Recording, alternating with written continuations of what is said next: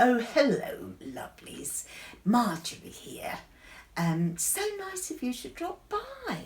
How lovely. And if there's any new subscribers, then welcome. I hope you enjoy what you see, because that's what life's all about, isn't it? Just to enjoy yourself. But I have been very busy, so at the moment you've caught me at a good time actually, because I'm just taking a break from puppy patrol. Now, unless you've had 5 puppies to look after, you won't appreciate what I'm saying. But it's terribly time consuming. I mean, you just don't get a minute to yourself, really. Anyway, they are adorable. In fact, they're so adorable, I thought you might like to see them. So here's a photograph of these 5 little adorable pups. I'm going to keep one, and the other ones will have to be sold off. I don't even like saying that, actually, but they'll have to go somewhere else. But I'm going to keep one. And haven't quite thought of a name, so if anyone's got any suggestions. I was thinking, I'm terribly fond, well, as you can imagine, I'm terribly fond of old-fashioned names. I was thinking Cyril, and then I thought, oh, why not, let's go a little bit continental with Claude. I'm not sure. But there again, I haven't quite decided which one I'm going to keep, actually. So it'll be another scenario if it's a bitch, isn't it, really? Decisions one's had to make. Anyway, Henry, obviously, he's worn out from parental patrolling. So he is in the other room and, well, he would be. He loves YouTube, the same as I do. We're both avid fans, and so he is watching Olive and Mabel. Now, for those that haven't seen it, I strongly suggest you go and watch this. It's 2 Labradors. One is a black lab, the other one's a golden lab. And this young man was a sports commentator, and obviously with the COVID shutdown didn't have any job. So just to, I suppose, alleviate some kind of boredom, he decided to video his 2 dogs. And you've never seen anything so funny in all your life.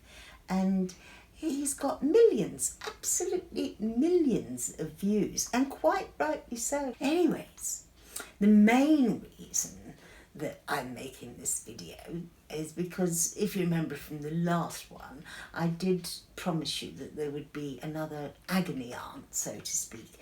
I mean, I'm a woman of many talents, actually. Anyway, that aside, I'm now got my agony aunt hat on once again, because I had this communication, well, email, from this poor girl called Rose. And she was having a dreadful time of it with this husband of hers. And it did put me in mind of one of my very early cases. So similar in lots of ways. I thought I would relay the first instance, which is dear, dear Isla, and Archie. Hugh, is that to be cut out, or? Oh, I'm sure you could. I'll leave it to you. Yes, that's fine. I've just realised this is okay, actually, to mention their names, because Flora, you know, our lovely authoress in the village, well, she was so incensed with Archie's behaviour that she had to put it in the literary book. Chapter 8, darling. I believe, I can't swear to this, but I believe the chapter is These Boots Are Made for Walking. It's a very clever thing that she's done, Flora I'm talking about, because she's given, instead of chapter 1 and 2, quite boring really, isn't it? She's given it all song titles. And so that song title is quite apt for the story that she tells about that person. So that's by Nancy Sinatra, you know, Frankie's gal. Anyway, to get back to the main point, this is about Isla and Archie, who lived in our village. And Isla, dear Isla, she was such a softie. I mean, really, in my opinion, far too soft. But that's the beauty of life, isn't it? That everyone's different and one has to just accept that there is a difference. But she was far too amenable rather than soft, probably. And he ruled her with a rod of iron, an absolute rod of iron. And no conscience or anything like that. And silly things like, you know, he demanded to see such and such on the television and she wasn't allowed to watch her programmes. And but far deeper than that. But it got that petty, if you know what I mean. Anyways, so Archie was the local window cleaner and obviously is no more, but I've now got a new window cleaner who's doing a rather fantastic job, actually, I must say. Nice and shiny. I'm quite pleased at the moment with him. Back to Isla. So Isla and Archie obviously didn't have a very good marriage at all. And Isla knew that she didn't have a good marriage, but she just resigned herself to the fact that she was married and this was her lot in life, if you like. And Archie just gradually got worse and worse with his behaviour. And then her friend, I can't recall the friend's name actually, but that's immaterial. This girlfriend comes along and said, "Oh, should we go to bingo?" And Isla said, "Well, you know, I have to check with Archie first." And the friend said, "Well, why? Why do you have to check with him? You know, it's bingo. That's all we're doing." And Isla thought, "Oh, maybe you're right. Maybe I should." Anyway, long and short of it is, the two of them make a regular thing of this. End up going once a week to the bingo, and Isla thoroughly enjoys herself, away from Archie and having a little bit of a natter with other women, etc. Enjoyable. And then, one night, there's a new gentleman, and it turns out that his name is Dolly, and Isla's friend knew Dougie. So obviously, you know, the next thing is they get introduced to each other. Maybe I'm going into too much detail because, I mean, at the end of the day, it's Flora's book. I mean, I'm just relating the story. So, Rose, I know at the moment you feel as though you're the only person in the world that's going through this, but believe you me, you're not. So that's why I referred to Isla and Archie, because it was so relevant to what you're going through. But the moral is that with Isla, she did meet a partner, and that's so lovely for her. But it's not always the case that one has to meet someone to be happy. One is responsible for their own happiness, and if someone comes along and can enrich that happiness, well, that's it. You've won the jackpot, haven't you, basically? But it's not essential because you've already made yourself happy. You've put that work in. And so this is what I'm asking of you, Rose, that you do put some work into yourself. If I could just recommend, as a good friend of mine has a YouTube channel, and it's called Good Vibe Nation. And there's different steps that just makes one look at one's life. And I always think that's a good starting point myself. So, but if you don't want to do that, that's fine.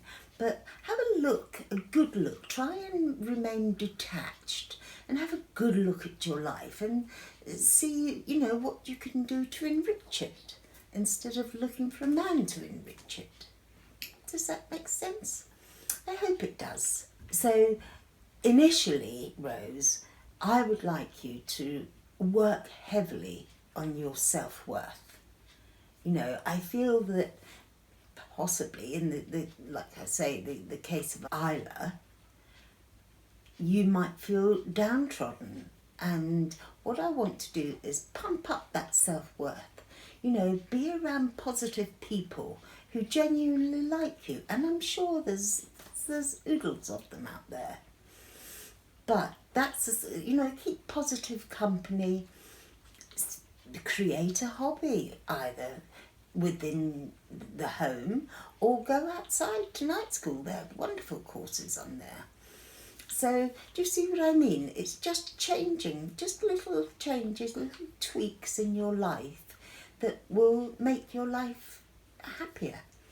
And as you're happier, perhaps, I'm just saying perhaps, this might encourage you to renew your relationship with your partner at the moment by enabling yourself to speak up and have a little bit more confidence in what you want, because any partnership, marriage, it's compromising, it's 6 of one, half a dozen of the other.